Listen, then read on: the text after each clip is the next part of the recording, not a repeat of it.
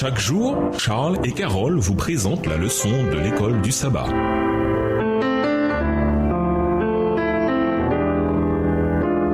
Bienvenue dans votre émission. Dieu nous parle. Nous voilà à la leçon de lundi. Pas honte de les appeler frères. Hébreu dit que Jésus n'a pas eu honte de nous appeler ses frères. Hébreu 2, le verset 11. Malgré le fait qu'il faisait un avec Dieu, Jésus nous a accueillis comme faisant partie de sa famille. Cette solidarité contraste avec l'humiliation publique dont les lecteurs d'Hébreu souffraient parmi la population. Hébreu 10, le verset 33. Lisons Hébreu 11, versets 24 à 26. De quelle manière les décisions de Moïse illustrent-elles ce que Jésus a fait pour nous? Hébreu 11, versets 24 à 26. C'est par la foi que Moïse, devenu grand, refusa d'être appelé fils de la fille de Pharaon, aimant mieux être maltraité avec le peuple de Dieu que d'avoir pour un temps la jouissance du péché, regardant l'opprobre de Christ comme une richesse plus grande que les trésors de l'Égypte, car il avait les yeux fixés sur la rémunération. Vous imaginez ce que cela signifiait, Moïse, d'être appelé le fils de la fille du Pharaon? Il était quelqu'un d'important dans l'empire le plus puissant de l'époque. Il avait reçu la meilleure formation civile et militaire qui soit. Il était devenu un personnage remarquable. Étienne dit que Moïse était puissant dans ses paroles et dans ses œuvres. Acte 7, verset 22. Ellen White dit également qu'il était le favori des armées égyptiennes et que Pharaon avait résolu de choisir son petit-fils adoptif comme héritier. Extrait du livre Patriarches et Prophètes, chapitre 22, page 224. Pourtant, Moïse renonça à tous ses privilèges quand il choisit de s'identifier aux Israélites, une nation d'esclaves sans éducation ni pouvoir. Lisons Matthieu 10, les versets 32 et 33, 2 Timothée 1, les versets 8 et 12 et Hébreux 13, les versets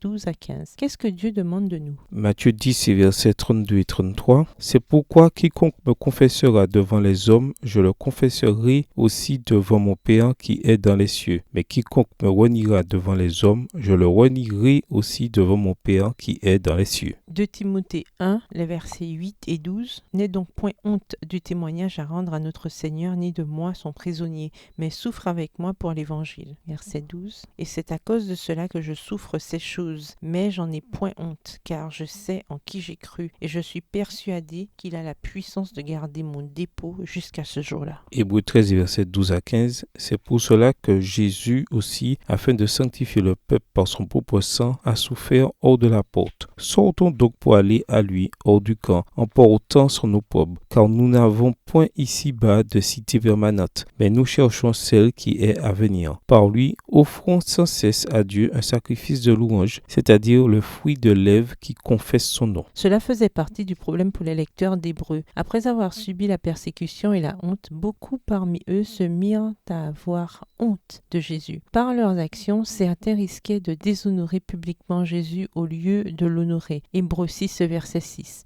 Ainsi, Paul appelle constamment les lecteurs à rester fermement attachés à la foi qu'ils confessent. Hébreux 4, le verset 14, Hébreux 10, le verset 23. Dieu veut que nous reconnaissions Jésus comme notre Dieu et notre frère. Jésus, notre Rédempteur, a payé notre dette. Jésus, notre frère, nous a montré comment nous devions vivre afin de devenir conformes à l'image de son Fils, afin que celui-ci soit le premier-né d'un grand nombre de frères. Romains 8, verset 29, version second 21. Réfléchissez un instant à la décision que Jésus a dû prendre pour nous accueillir comme ses frères et sœurs. Pourquoi ce que Jésus a fait était-il bien plus magnanime de sa part que ce que Moïse fit? Et qu'est-ce que cela nous enseigne sur l'amour que Dieu a pour nous? Au revoir. Et à demain si Dieu veut. Dieu nous parle. Chaque jour, Charles et Carole vous présentent la leçon de l'école du sabbat.